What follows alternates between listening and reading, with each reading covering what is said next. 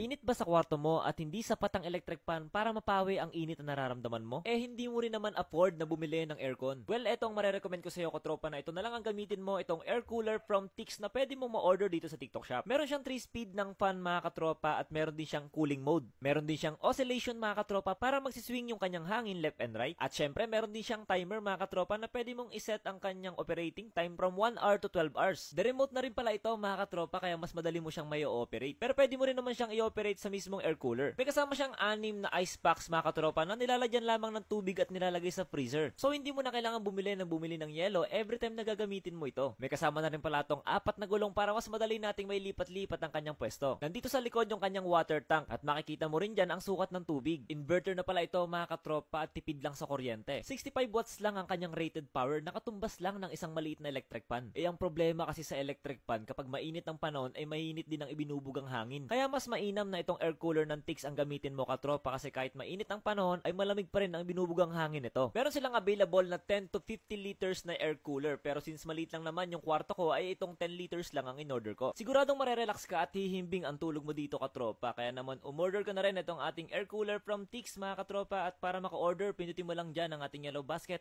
at makaka-order ka rin ito sa aking showcase.